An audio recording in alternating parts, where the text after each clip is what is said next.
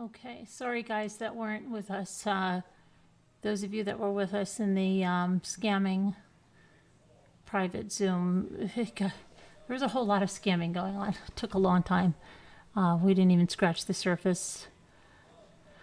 So anyway, and then we all got talking. So sorry we're late for those of you that weren't there. Let me just get into the YouTube studio here. So this is a, we're going to talk about as a case that I found, quite tragic and quite interesting too, to dive into. Really a tragic case, and I started to write it in my own words as a crime story, and I'm not finished with it, but I thought I would go into some of it, what I have, so far, and then the trial, because it just ended, and then I'm going to do a video on its own about it, but I don't know, I just thought we could do that. Let me just pop into the chat over here. There we go. Pull up my notes. Okay. Hi, Deborah Vancouverden and Debbie D and Two Scooter, Henny, Annie B, Nicole Griffith. What else do we have here?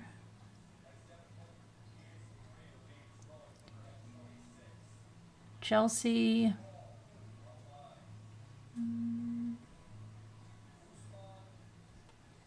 Vegas, Lisa. GB, hey GB, Captain Lee Fan, Elizabeth T, Help Me Rhonda, Put In, Paula K, Carrie Bauer, 10th Angel, did I get everybody? Flower Girl Phillips, Vegas Lisa. Okay, so let me get my stuff up here. So, okay, that's that. Let me just make this a little wider. Okay, and let me just pull up the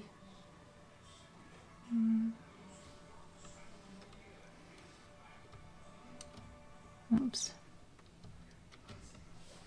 Oh shoot, that's the wrong thing. Okay.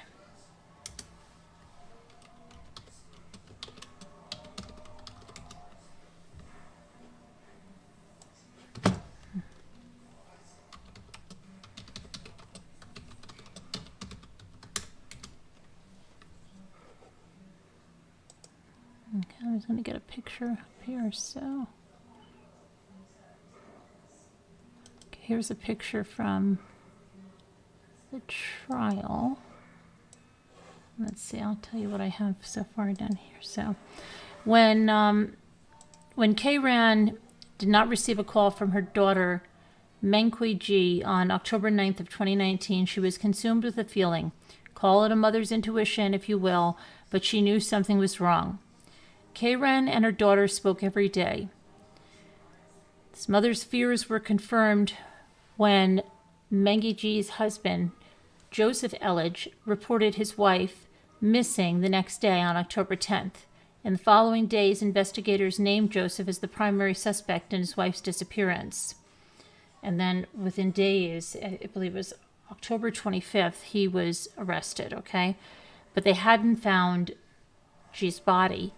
They didn't know where it was, but he was charged with her murder, okay? And then it was let me see, it was 4 months later that her remains were found.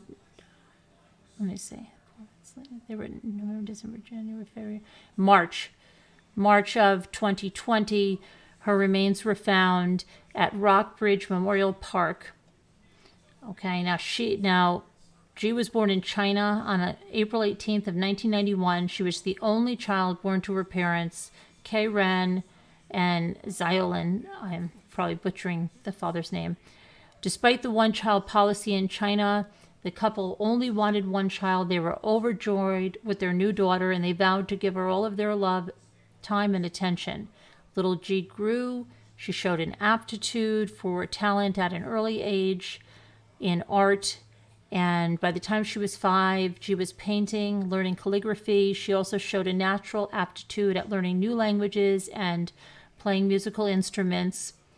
And she excelled at English, which was required at the school that she attended. So she was close to both of her parents, but had a special bond with her mother, and both parents recognized their daughter's talents and intelligence, and they did whatever they could to foster it. She just kept blossoming as she grew. She had a very independent spirit. Before her teenage years, she showed a strong interest in photography and singing, again, playing a stringed instrument called an ehru. She was an independent young girl, first spreading her wings, attending summer camps and other social activities, and her parents encouraged her newfound independence and helped it grow. She graduated with a bachelor's degree in engineering from East China University of Science and Technology in Shanghai, and that was almost 900 miles or a 14-hour drive from her home. She had her sights set on getting her master's degree in the United States. And so, along with 6 other students from China, she was the one that was calling up and getting housing for them to study at the University of Missouri, where she would complete her master's in engineering. Okay, it's very, very exciting for her. And then let me get, so that's what I have that I have. I'm going to go here. So now go back to this.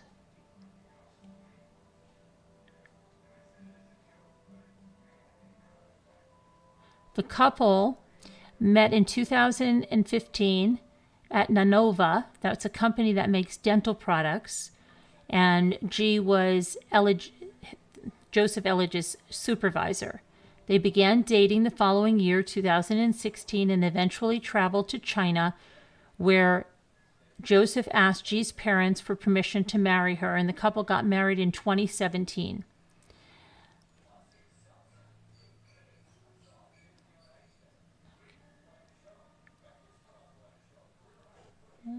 Okay, just hold on.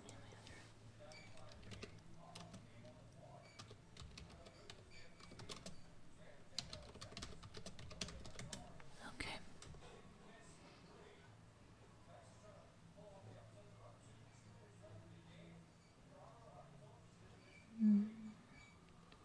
Sorry, I just have to get my other notes over here.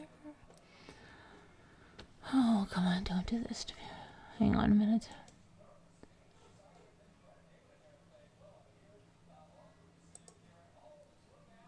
Okay.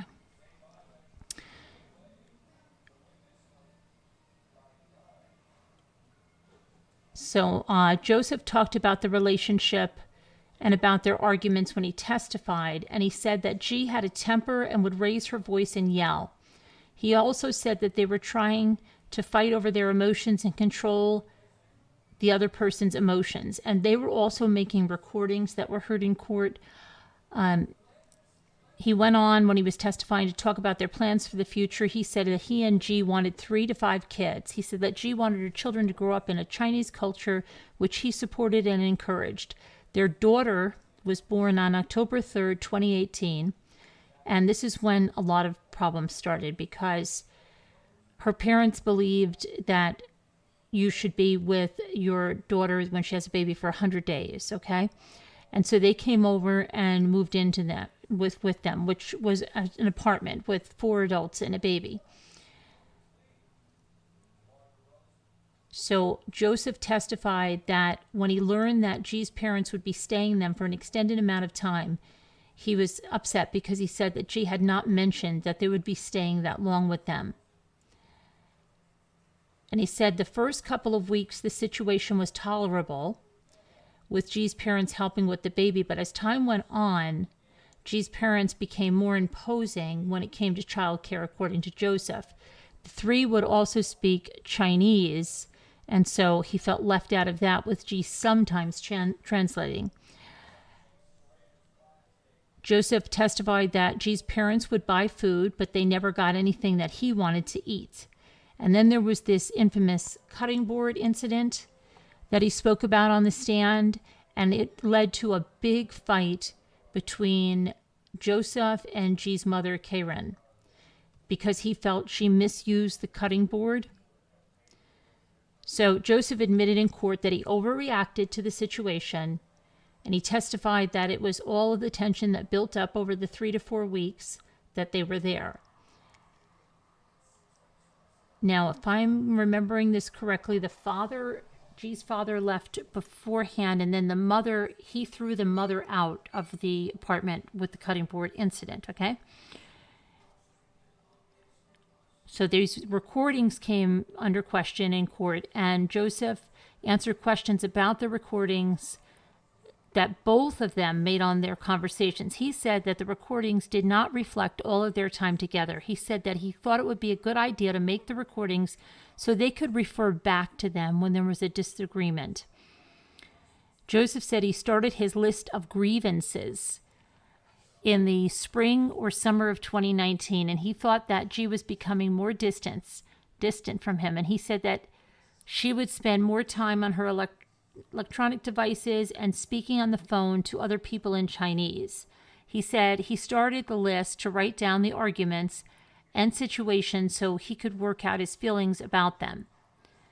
When asked about Google searches for divorce, Elledge said that he had considered it sometimes but did not want to divorce G. He said he wanted to have some more information so he could possibly talk to her about it.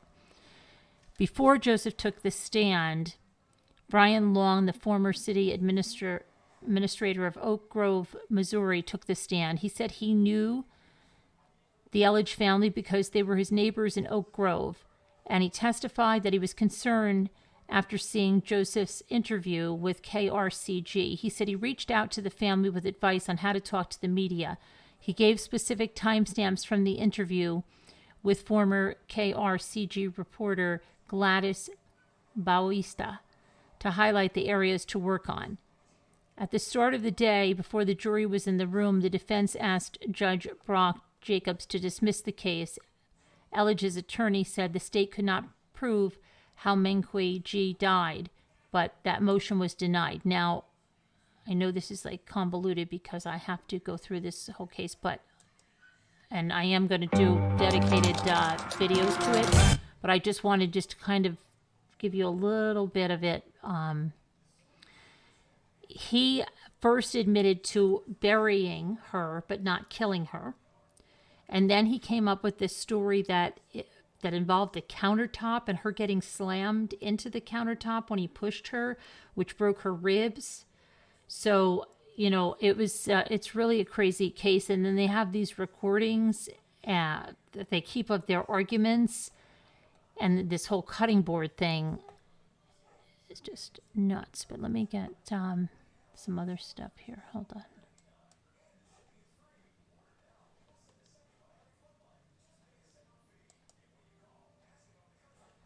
Okay, so let's go more into what happened here. Okay, here's a picture, another picture.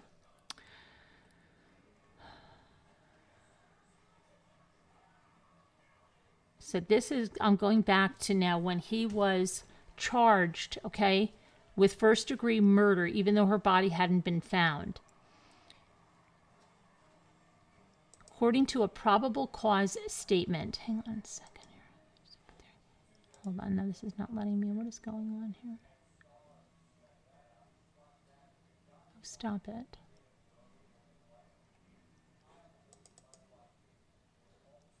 Hold on, for some reason this is... I'm going to open this in another tab.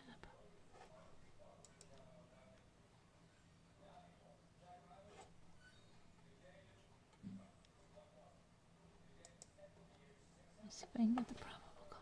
Hold on, maybe if I can get the probable cause.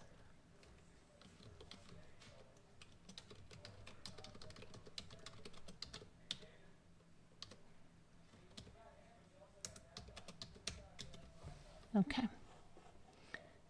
I'm just getting the probable cause statement. Okay. We pull this up over here.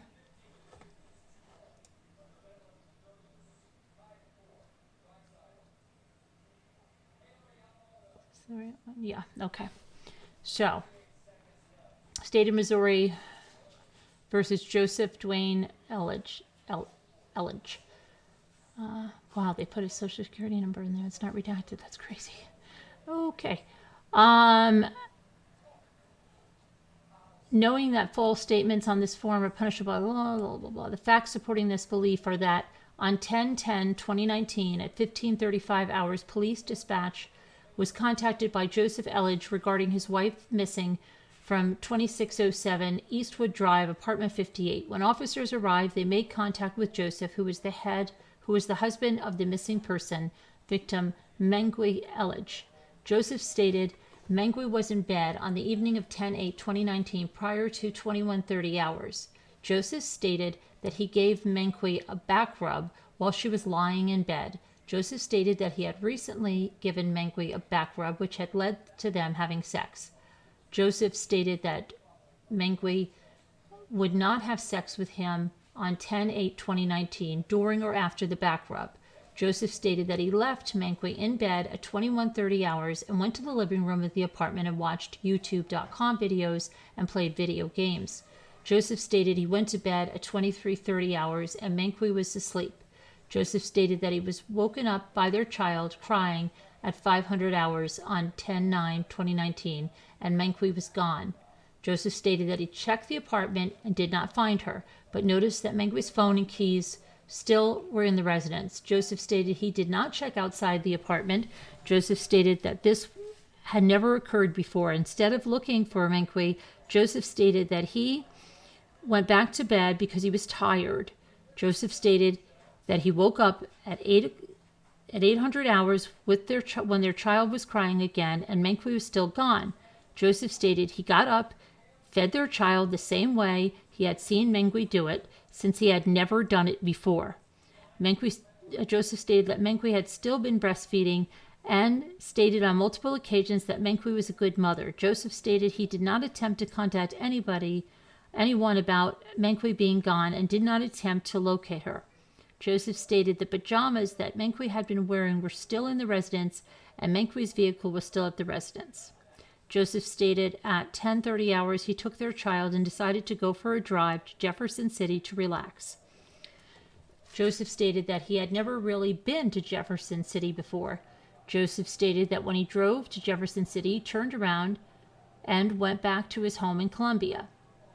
Joseph stated later in the day at approximately 18:30 hours that he decided to go for a second drive again to relax. Joseph stated he had still not contacted anyone about his wife being gone and still had not attempted to locate her. Joseph stated he looked up Google Maps and located what he thought was a large forest with walking trails in what he described as the triangle between Columbia, Kingdom City, and Jefferson City. Joseph stated he wanted to take his 1-year-old daughter for a walk. Joseph stated that he drove to Ashland and then back and forth to Guthrie, a small farming town, and discovered it was not a large forest but was a bunch of farmland. Joseph stated that he had never been to this area either. Joseph stated he then drove back towards Columbia, but decided to pass Columbia and go into Rocheport, a place he had never been except on the MKT trail as a kid on bikes. Joseph stated that he drove to multiple entrances to the MKT trail. Joseph stated he was in Rocheport at approximately 21:30 hours. Joseph stated he then went back to his residence and was home at approximately 2200 hours. On both trips that Joseph made, he stated he locked the door to the residence and did not leave a note for Mengqi saying where he and the child had gone or when they would return. Joseph stated that he took Mengqi's car, keyring, which had Mengqi's apartment key on it, leaving her no way to unlock her apartment door. Joseph did not have any plans for if Mengqi returned while he was gone. On October 9th, 2019, at 9:05 hours, Joseph texted his mother to wish her a happy birthday, but mentioned nothing about Mengqi disappearing. Joseph did not have any further contact with his mother until October 10th, 2019, when he texted her that Mengqi was gone. On October 9th, 2019, at 11:06 hours, Joseph texted a schoolmate identified in his phone as Enyard Robert and told Robert that he could not make it into work on a project at school, but did not give a reason. Joseph did not make any phone calls on 10/9/2019. On 10/10/2019 at 9:06 hours, Joseph again texted Robert and told him, "I'm kind of stuck at home and busy with my daughter." Again, Joseph did not tell Robert that his wife had gone missing. Joseph stated at 900 hours on 10/10/2019, a friend of Mengqi's came to the residence to check on her at the behest of her parents. Joseph stated the friend put Mengqi's mother on a video call, and Joseph told her that Mengqi was missing. Joseph stated it was then that he started trying to find Mengqi by contacting her friends. Joseph stated none of her friends knew where she was. Joseph stated that he and Mengqi had been having trouble in their relationship for several months, and that Mengqi had not been willing to have sex with him very often for several months. Joseph stated that he had been trying to get closer to Mengqi, but she had not been responsive. Joseph stated he now believed that Mengqi had been speaking with another male online in a flirtatious manner.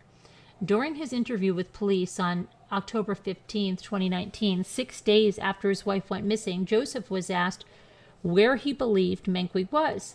Joseph stated he did not want to think about it because he had class. He was in his last semester of school before graduation and just wanted to focus on school with his child. CAD notes showed that Joseph called 911 at 15:35 hours on 10/10/2019. An officer made contact with Joseph on 10/10/2019 at 17:34 hours, and that same officer later made an in-person contact with Joseph at his apartment on 10/10/2019 at 18:07 hours to continue investigating Mengqi's disappearance. Daniel Culp, a former boyfriend of Mengqi, stated that Mengqi had contacted in late August 2019 to get information on divorce attorneys. Daniel Culp stated that he asked Mengqi if the divorce attorney was for her, and she told him it was. Kay Ren, Mengqi's mother, stated that Mengqi contacted her about the same time every day on video chat. Kay Ren stated that Mengqi contacted her on 10/8/2019 at 1500 hours and everything was fine.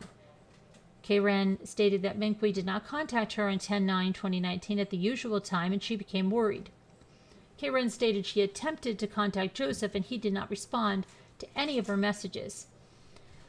Karen stated she got a hold of a friend of Mengqi's and it requested he go over to the apartment and check on her. Karen stated a short time later that they were notified that Mengqi was missing. I'm just trying to make sure you guys are in the chat here and everything's okay. Okay. Karen stated Joseph was a controlling husband who did not allow Mengqi to have a social life. Karen stated prior to their relationship, Mengqi had been a social person. Karen stated Joseph did not like Mengqi going out with friends and would get upset if she took trips out of the residence and that he felt were too long. Jasmine Saksinski stated that she had contact with Mengqi on 10/8/2019 at 21:14 hours over Facebook.com Messenger.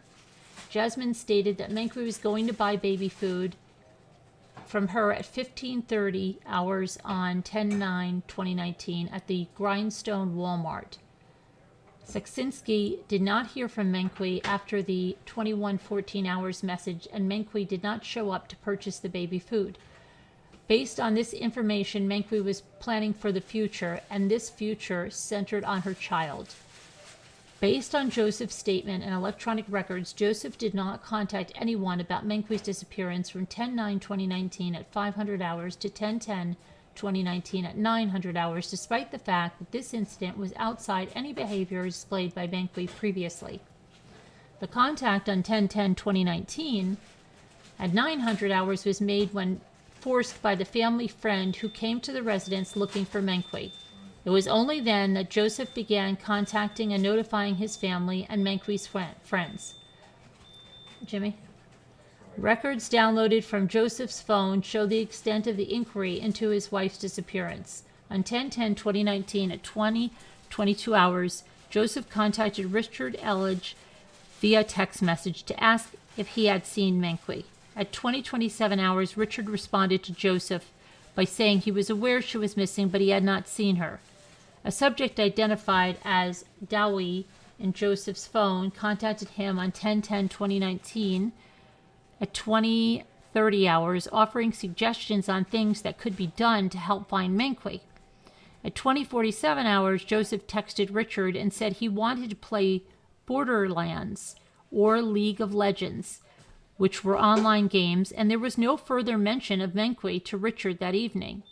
At 20:49 hours, Joseph responded to Dawi and said he had called the police and he was exhausted, ignoring the suggestion Dawi made. At 20:52 hours, Richard responded to Joseph and said he did want to play an online video game with him.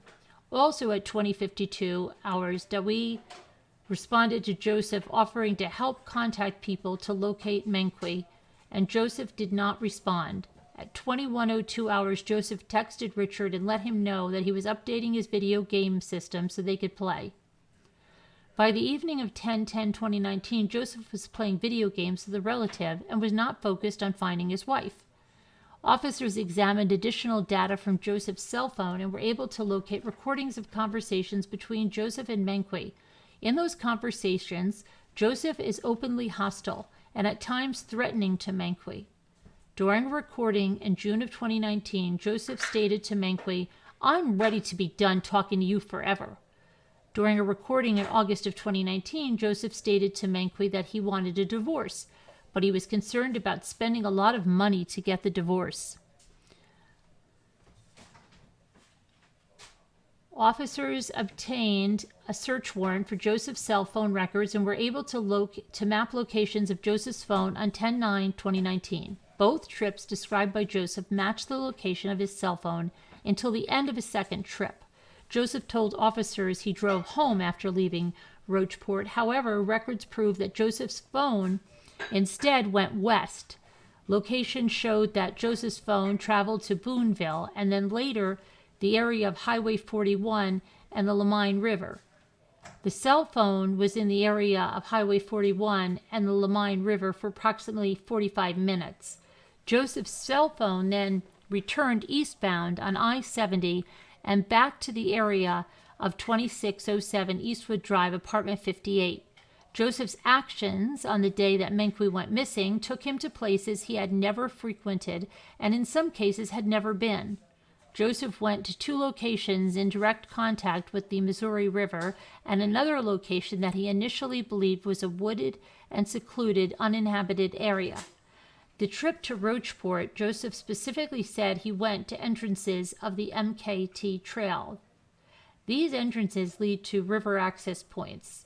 These locations are places where a body could be disposed of and not located for some time. Joseph's second trip driving was a route that would, under typical driving conditions, take approximately 2 hours and 15 minutes.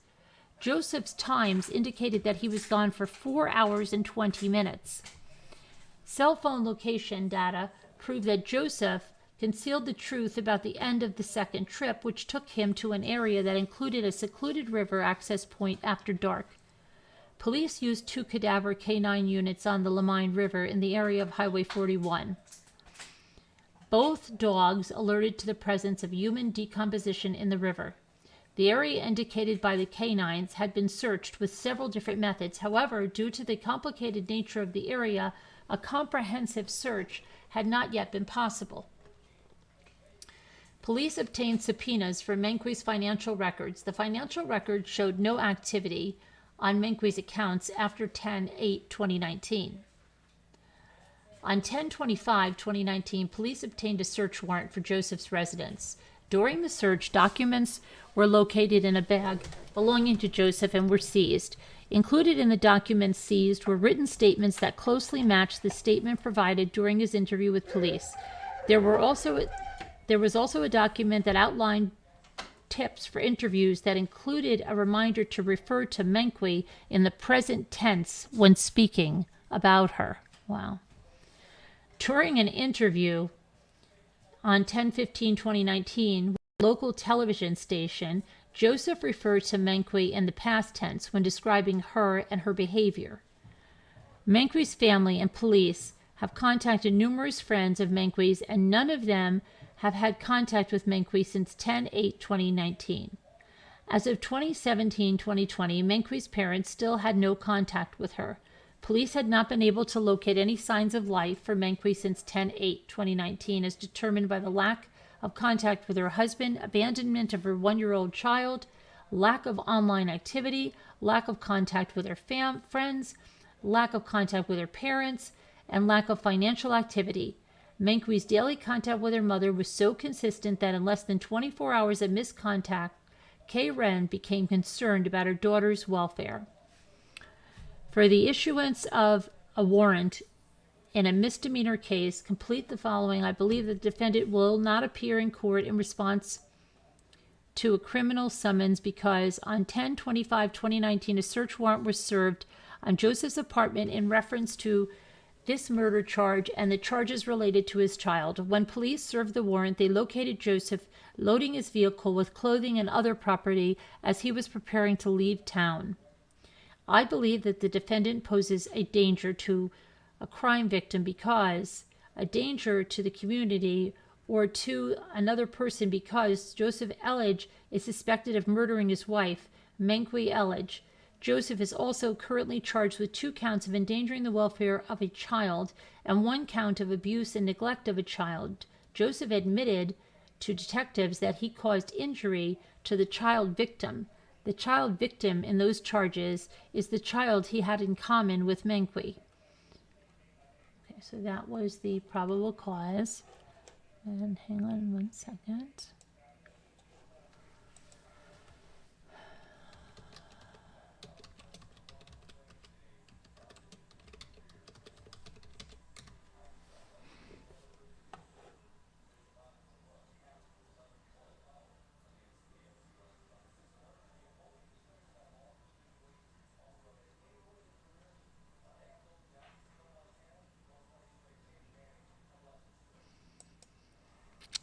Okay.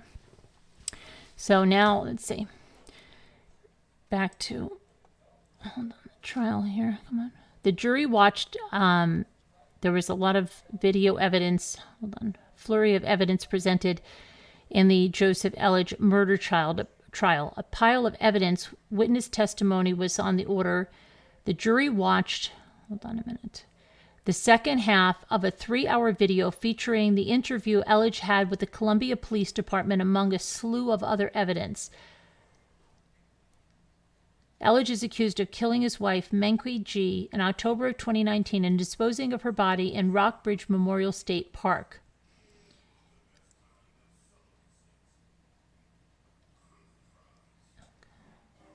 Get over here. 1 second. Just trying to get you another photo up here and go over. So, police investigators pressed hard on Elledge's summation of events surrounding G's alleged disappearance in October 15th of 2019 at the department's Criminal Investigation Division. What's going on here, Joe? Detective John Voss asked in the video, noting G is in an unfamiliar country with few friends or places she could go. Did you kill your wife? Do you know what happened? Voss asked, and Elledge said no to both. Voss was surprised Elledge did not stay home after it was apparent that G was missing. Elledge took a drive with the couple's daughter in G's car and took her keys, locking the apartment. Voss wanted to know if Elledge left any sort of note, just in case G returned, and he said he did not. Following the completion of the video, Mitchell returned to the stand to be questioned by Knight. Evidence presented included lists of G's friends and favorite places in Columbia, journal entries written by Elledge, and an interview Elledge had with a local TV station. 2 days after the police interview, images of the Elledge apartment, Elledge's laptop, and downloads of Jean Elledge's laptop and cell phone. Jean Elledge is Joseph's mother, and she was present at police interviews October 17th, 2019. Okay. They reviewed audio recordings how the October 15, 2019 police interview was conducted. They looked at photos of the apartment and gathered evidence. Elledge was arrested on October 25, 2019, including journal entries. Facts on their own are useless without context, correct? He said, directing the question to Mitchell. Knight had another question opportunity to question Mitchell, in which Knight brought up that Elledge was the one to report G missing and sought investigation status updates. At no point during the police interview on October 15th was Elledge ever threatened, and he had the freedom of movement. Elledge did not have a full picture, countering his defense's earlier claims that Elledge did not have a full picture of his rights during the interview. Attorneys argued over the inclusion of messages between G and Zhao Chao on the Chinese-based message service WeChat. That was after the jury was excused for a break. Jacob sustained a prosecution's objection to their inclusion for the jury. Okay. The defense had tried to touch on G's connection to Chao earlier when the jury was present, and it was relegated to the argument without the jury present. Voss and FBI Special Agent Mike Easter followed Mitchell on the stand at press time. Let's see, here we go. So there's a lot, but I'm just trying to go through this. So, I mean, I have to, like I said, I want to put this, I am in the middle of like putting this together into a story to have on a video, but there's a lot in here, and I think it's a really interesting case to go through the trial too. So this was just to see if you guys are interested in that, because if you're not interested in it, then no, I won't bother going through that, because there's a lot of stuff I got to do. So that was just like a teaser. So are you guys interested in that or not? I'll put up a poll, because it's a lot of work to do, but I mean, I'm interested in it, but I'm not going to do it if you're not interested in it. So let me just say.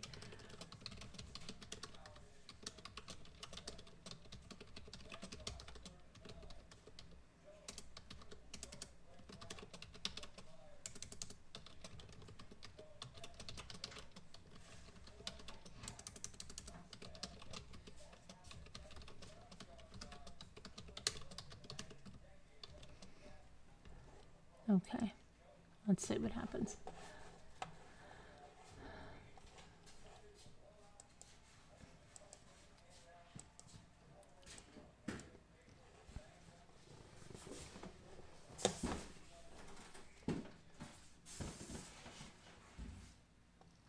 Let me just make it so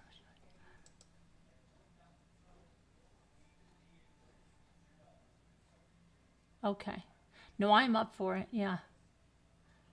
I had started working on it, was yesterday, but I only got up to some of it, and then I just started going through the trial. But I think what I want to do is just continue along the storyline, get where they started dating and then had the baby, and whatever stuff I have to go and pull out of the trial and pull out of the documents, put that together, and then cover the trial by like after that, you know.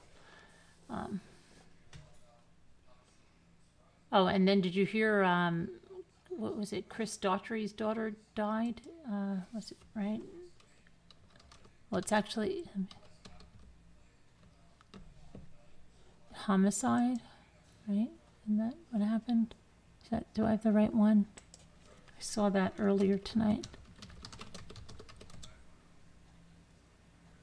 Yeah, Chris Daughtry's daughter died unexpectedly. Saying our hearts are broken. Hannah, 25, is the oldest of Chris and Dina Daughtry's 4 children.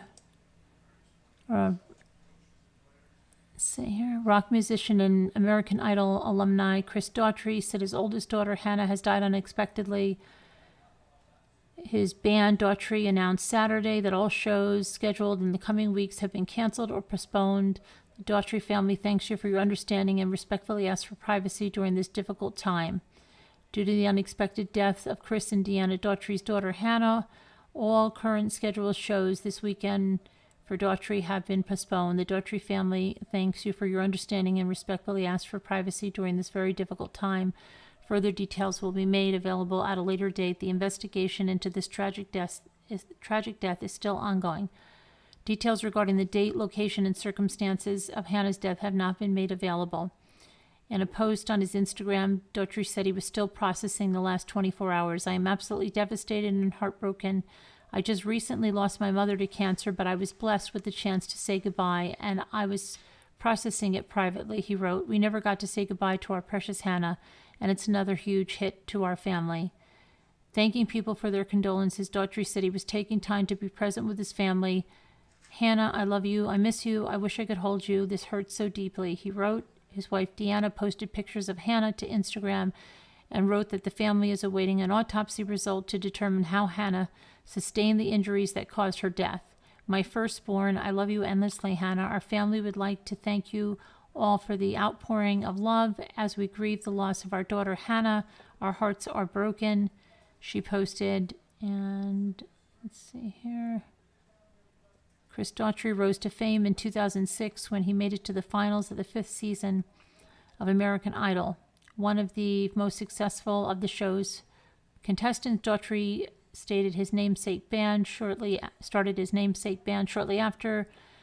Their 2007 hit singles "Home" and "It's Not Over" peaked at Billboard's 100's number 5 and number 4 respectively.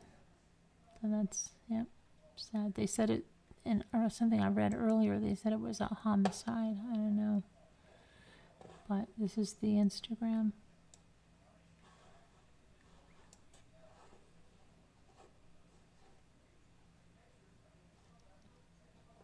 Very sad prayers.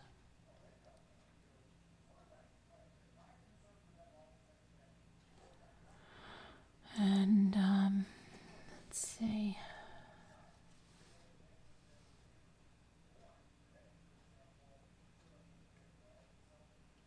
Oh yeah, prayers for your loss for your mother, Red Raven. Hi, John Wasaki. Let's see.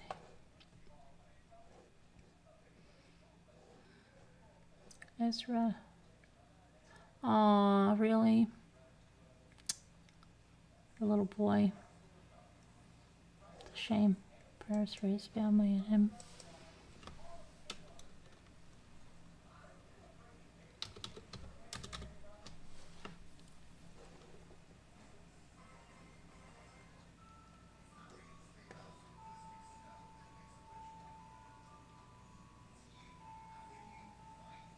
Oh my gosh, another man killed his mother in Missouri. Missouri's another state with a lot of crime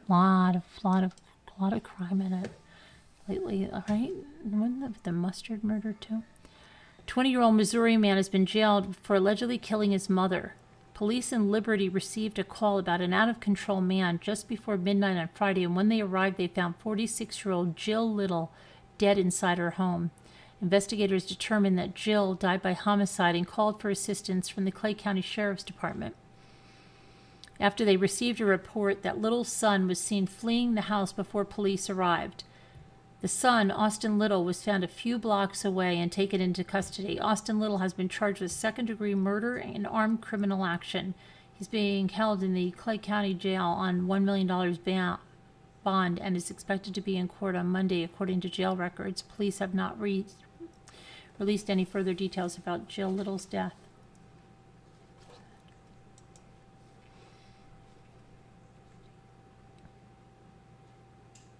Georgia woman with autism is missing on Saturday night.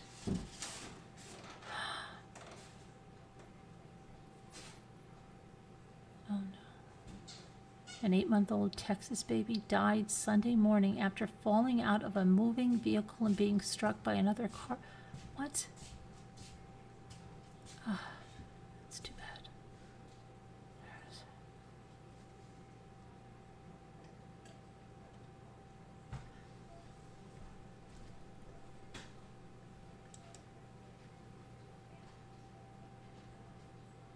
Have these kids been found? Hold on, I just want to see if these children have been found. They're thought to be with a dangerous woman. Let me just see. It's the last time. This alert has been canceled. Oh, the children are safe. Good. See, I always love to see that.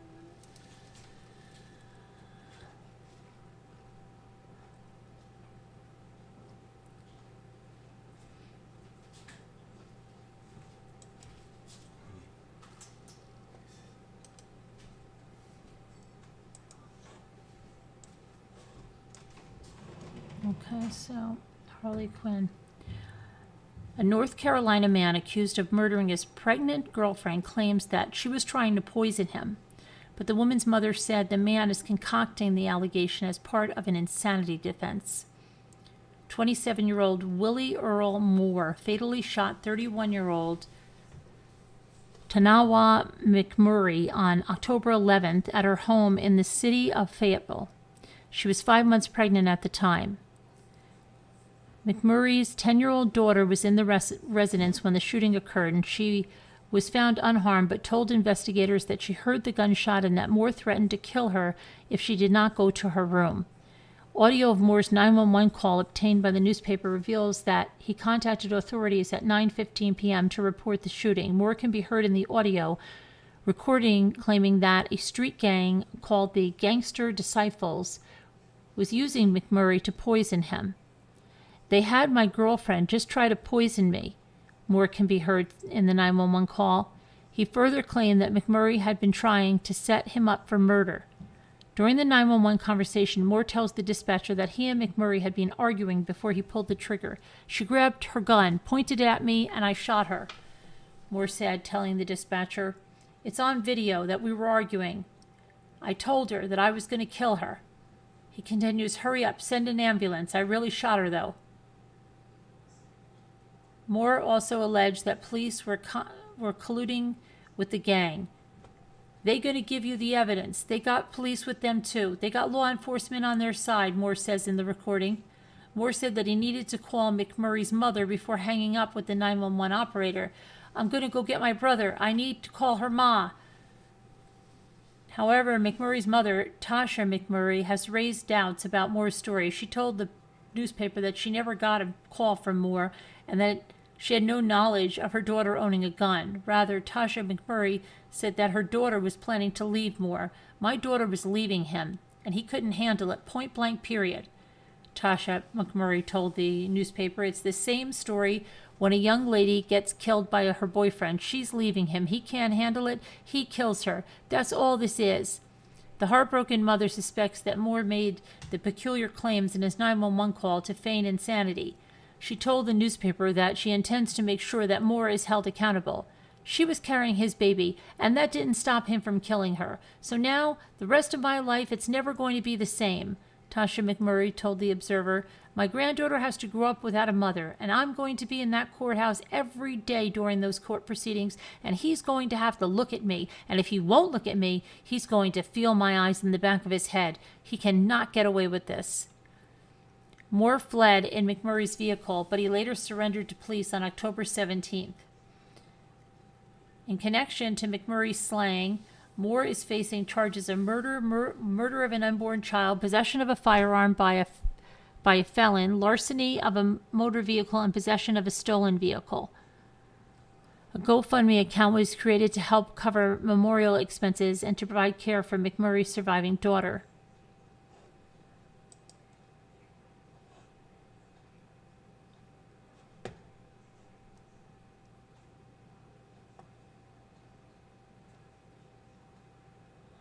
What is this with these guys? And another one. An expectant mother in Texas was allegedly kidnapped and fatally shot in the head by her boyfriend shortly after she told him she was pregnant. The man is now on the run, and police are asking for the public's help in locating him.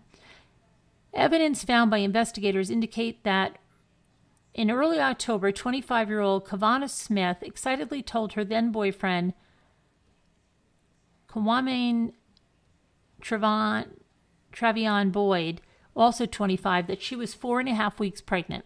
Police found a card dated October 3rd addressed to Boyd that read, "Kwan, I know this isn't what we expected, but we are expecting," with a bunch of exclamation points. The card contained 2 pregnancy tests which had positive results, as well as an ultrasound image with Smith's name.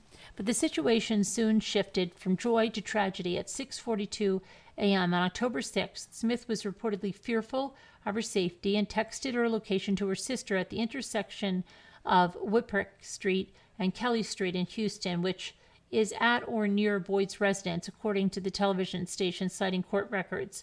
"I'm at this location getting my money. If anything happens to me," she wrote in a message to her sister, A friend of Smith then received a call from her number, but the friend could not identify what was being said on the line or who was talking before the call ended.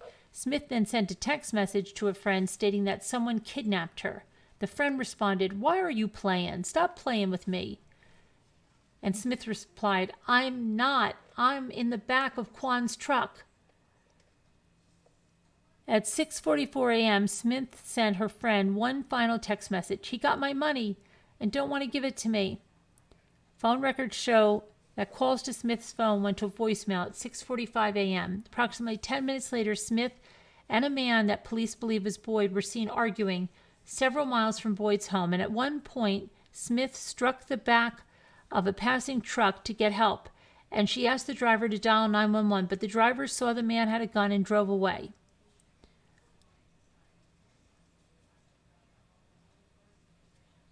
Police who live in the area say they saw the man shoot Smith at about 7 a.m. When she collapsed, the man stood over her and then fled the scene in a white pickup truck. Police were called and found Smith in the roadway where she was pronounced dead. She had been shot in the face at a close range. Investigators later found Smith's vehicle outside of Boyd's residence. Inside the home, authorities discovered a September 15th receipt from an outdoor sporting goods store for a gun and ammunition, which is the same type of ammunition that police recovered from the crime scene. Police earlier this month located Boyd's truck apparently abandoned at an unoccupied home, but Boyd was nowhere to be found. Prosecutors on November 9th charged Boyd with capital murder. Boyd is about 6'2", weighs approximately 165 pounds, has black hair and brown eyes, and police records show Boyd has a criminal history that includes possession of marijuana and evading arrest. Anyone with information is urged to call the Houston Police Department Homicide Division at 713-308-3600. It's crazy.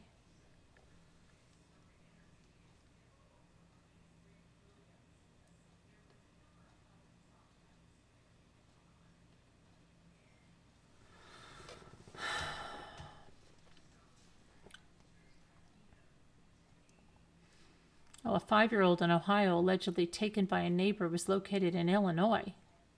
Wow. Let's listen to what the heck happened there.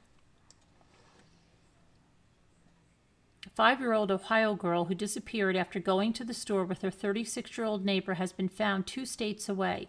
Authorities issued an Amber Alert for Anna Burke on Friday afternoon, and she was located hours later in Bloomington, Illinois.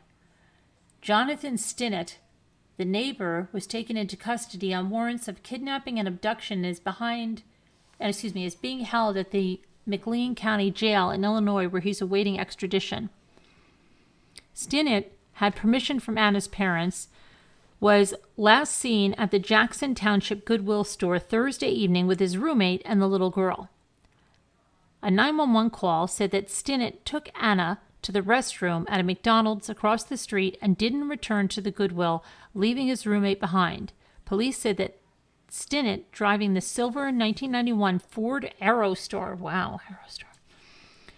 that was reported in the Amber Alert, pulled over along the highway in Bloomington, more than 450 miles from Jackson Township, to take a nap. Someone noticed the vehicle and reported it to the McLean County Sheriff's Office. She's safe, Anna's grandmother, Cindy Ungart, told the repository. She said the little girl was being checked out by the medical staff but appeared unharmed. That's good news.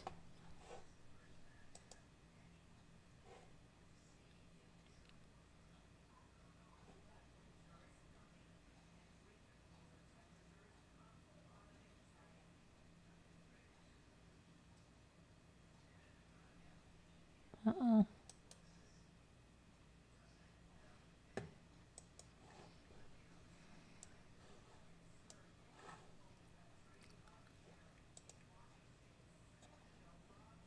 Wisconsin mother who has been missing for 2 weeks may have been helping authorities in a criminal case against her ex-boyfriend. Melissa Trumpy, 37, went missing in late October in Greene County, Wisconsin, which is located south of Madison and runs along the state border with Illinois. Investigators believe the woman was last seen in the city of Monroe with her former boyfriend, Derek Hammer, shortly before she vanished. Melissa is said to have departed her job providing care for a disabled person at around 10:30 p.m. on October 26th. She is then believed she visited her boyfriend Derek Hammer at his home in Shannon, Illinois, where he lives with his mother. He had been calling her, asking her to come there and hang out, says Trumpy's sister, Mandy.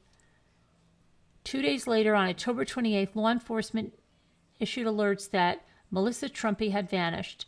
The same day, police also arrested Derek Hammer for bail jumping, alleging that he had improperly had contact with Melissa Trumpy in violation of bail conditions. Both Melissa and Derek had been charged in October with a felony count of maintaining a drug trafficking place. Court records show she also faces a felony charge of possession with intent to manufacture, distribute, or deliver of THC and a misdemeanor charge of possessing drug paraphernalia, all as a party to a crime. Court records show that Melissa Trumpy appeared in court October 18th and was freed on a signature bond, and Derek Hammer was released on $10,000 bail. Melissa's sister Mandy said that Melissa had agreed to help authorities make their case against Hammer. She actually met with them and was cooperating when she told of a meeting between officials. Derek Hammer was convicted in 2017 in Nevada of unlawful possession and manufacture or disposition of an explosive or incendiary device, according to public records obtained by a television station. And given that background in Derek's other criminal history, Mandy has questioned whether police should have provided protection for her sister. They knew the man they were dealing with, said Mandy. Greene County District Attorney Craig Nolan declined to comment about what, if any, action law enforcement had taken in the case. He also said he did not personally speak to Melissa Trumpy. At no point have I had any personal contact with her. Melissa and Derek had lived together for about a year before he moved out approximately 2 months ago. There were multiple problems with the relationship, including involvement with police.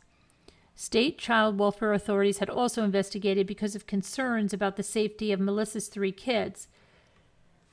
Things started going downhill, Sister Mandy said. There was drug use with their children in the home. More and more things kept happening, and the kids started talking to their teachers. Among the other pending charges Derek Hammer faces is domestic abuse, illegal possession of a firearm, and possession of cocaine. Police said Melissa Trumpy's rented pickup truck, they found it October 27th, just 15 minutes from Derek Hammer's home. Mandy told the newspaper she believes someone other than her sister left the truck there in an attempt to confuse investigators. Derek Hammer has not been charged in connection with Melissa's disappearance. Since Melissa went missing, loved ones have organized search efforts and held a vigil. Her sister hopes that she will be found alive, but acknowledges the gravity of the situation. That would be the greatest thing ever, Mandy told a television station, of the prospect of her sister being found unharmed, but it's just not likely. She expressed a bleaker view in an interview. I have reason to believe somebody did away with her, buried her, threw her in a creek or something. Melissa would never leave. The only thing that would keep her from us is death, or if she was held hostage somewhere, but I don't think that's a possibility. It's been more than 2 weeks. A court proceeding is scheduled for Monday in Melissa Trumpy's felony case, according to court records.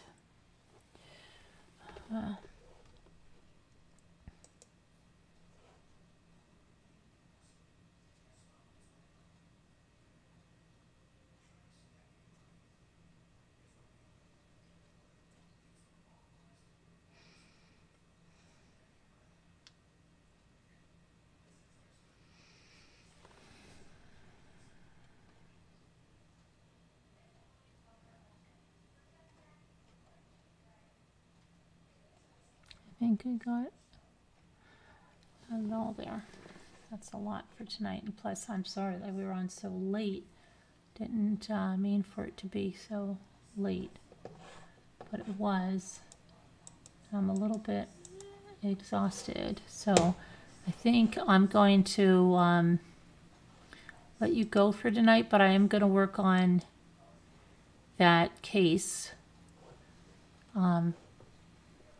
And bring you some of it. There's a lot to go through but I like to do that stuff. We'll see what happens.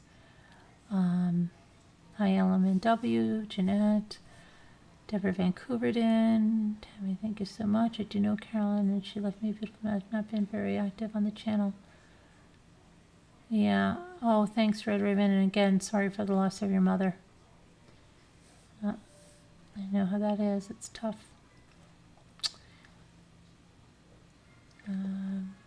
But